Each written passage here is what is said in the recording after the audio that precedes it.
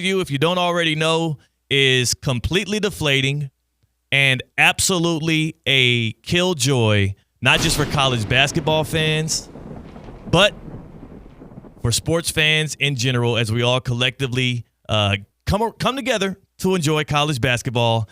Cooper Flagg, who was supposed to have this as his launch pad, as his ability to just take off into the national stratosphere and introduce himself to America and the general sports fans at large, he came down on his ankle in the first half of Duke's quarterfinal against Georgia Tech. He is out for the rest of today's game, C-Cat, and the way that he was acting on the floor and the fact that he was not, now we know he's out for the day, but he's been walking, a little gimpy. It doesn't look like he's playing today. He's likely not playing tomorrow, and I would hope that he's there for the onset of the actual men's basketball tournament. But to me, man, if we don't get Flagg in this tournament, that is one of the biggest disappointments, one of the biggest letdowns in sports in recent history, because he deserves this moment. We deserve this moment. And for all of those people that are pontificating, was he going to stay back at Duke another year? That ain't happening. The dude is going to the league next year. This is our one chance to see him on the college basketball courts. I hope the guy gets well. C-Cat, you saw that fall that happened in the first half there, man. Your first thoughts? My first thoughts were this is worse for fans of sports and fans of college basketball more so than it is bad for Duke fans.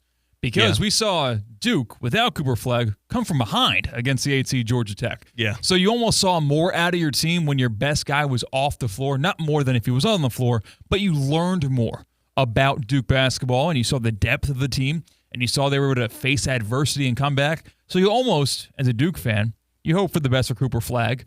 But you're kind of with a smile on your face after the game because you survived the quarterfinal. You're going to go to the semis. They're up by 7 right now with 27 seconds to go in the game. So Duke will be surviving and advancing.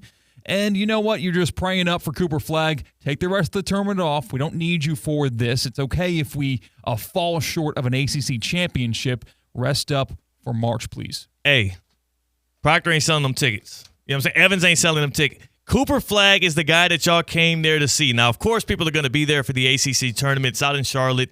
It's still going to have a preeminent stage. If you're just now tapping into college basketball, like newsflash too, the ACC ain't what it was. Again, the SEC is what you would probably presume the ACC to be today. So that's the real, that's the real platform that people are going to be locked in on. But for instance, Duke is beating Georgia Tech here today. If North Carolina beats Wake Forest, I believe their game tips off in about 15, 20 minutes. Yeah, next. So if North Carolina beats Wake Forest, the matchup we would have tomorrow in Charlotte for the semifinal of the men's basketball tournament in the ACC would be Duke, Carolina for the third time this year, and that matters. That matters a whole lot, especially when we're talking about a guy like Flagg who cares about this college basketball journey.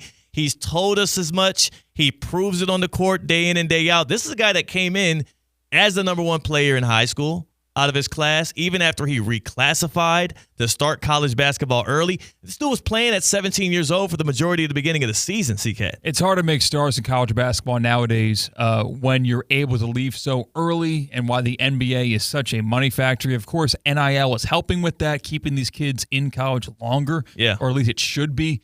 So to have a name in college basketball right now is a big deal, and it sucks that we're probably going to see a little bit less of him on the floor these next couple of weeks. That's a huge letdown.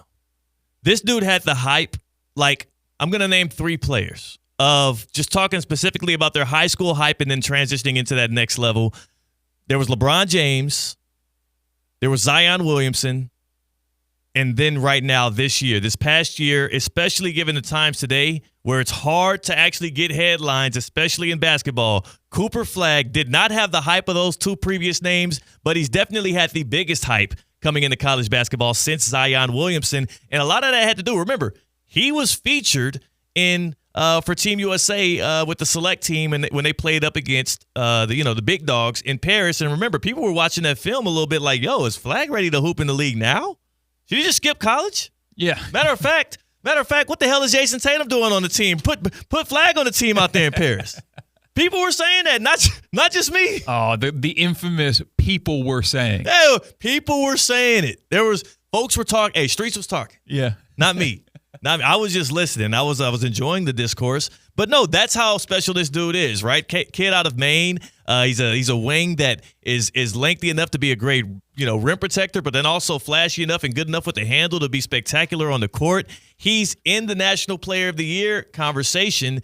In fact, a few days ago, he was the favorite on MGM Bet. I looked it up. He was minus 140, whereas Johnny Boone out of Auburn plus 110. Cooper Flagg was supposed to be the guy to get that crown as well. If he doesn't play the rest of the ACC tournament, C-Cat, Boone's got a great chance to swipe that out from his trophy case as well. And what do you have left to care about other than the logo on the chest of Duke basketball players? I just saw a guy's name is Khan, K-O-N. Yeah. What does that mean? I'm sorry, I had to bring it up. His name's Khan, K-O-N Nuppel. And that, oh my gosh, don't... K-N-U-E-P-P-E-L. This is where the real college basketball, like the hoop heads, are going to come storming through this radio station angered. But again, C-Cat, what you just said right there and what I'm, regurgitating here on these airwaves is exactly why this injury, if it holds Flagg out for the rest of this tournament and potentially even for a round or two in the NCAA tournament, it is a killjoy. It is a big letdown because we need that guy in it so that we have more eyes on the sport and so that we also see the best of the best on the big stage for college basketball. I'm a little ticked off, but all not lost. What's the latest we've seen on the injury? I know the game has ended, and CBS Sports reported it as what, a rolled ankle? Yeah, that was the verbiage used. He went up and came down in his ankle. Not anything as extreme as like a Paul George, Kevin Ware type situation. Yeah. He was on the bench and he was rooting on his team after the fact. But they were clearly very precautious, so much as though as to break out the Paul Pierce wheelchair. That's where he was leaving the court in a wheelchair, which always raises eyebrows and catches your attention when you're scrolling Twitter and you see the best and biggest star in college basketball in a wheelchair exiting an ACC quarterfinal. That scares you to death. But it looks like he's in good spirits. But I'm waiting for more reports on it. In good spirits is always hilarious, especially when it's like a basketball injury or like an injury that's not super severe. I feel like in good spirits should only be like he gives a thumbs up on the stretcher. That's the good spirits.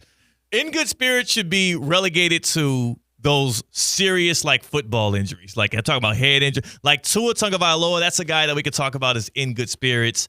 Maybe even a rupture of your Achilles or something in basketball. We could talk about in good spirits. A rolled ankle, C-Cat, that's a deep pool. So in good spirits is in the same update as he has all feeling in his lower extremities, and then he also is in good spirits. Yes, stable condition. He's thankful for Duke Nation. Yes.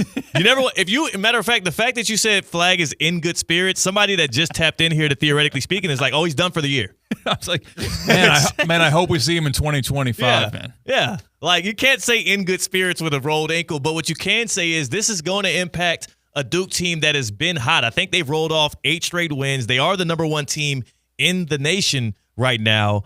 They closed out the season with some huge wins in ACC play. They were likely going to roll through the ACC tournament. Who knows what happens now? They're still probably the most talented team in that league. But again, none of that matters. What matters is now we're going to miss Flagg on the big stage as college basketball has its huge coming out party for the general public like you, like me, who was kind of looking forward to this, especially one more chapter of Duke UNC. So, again, Flagg, huge disappointment. To me, it's the biggest letdown in sports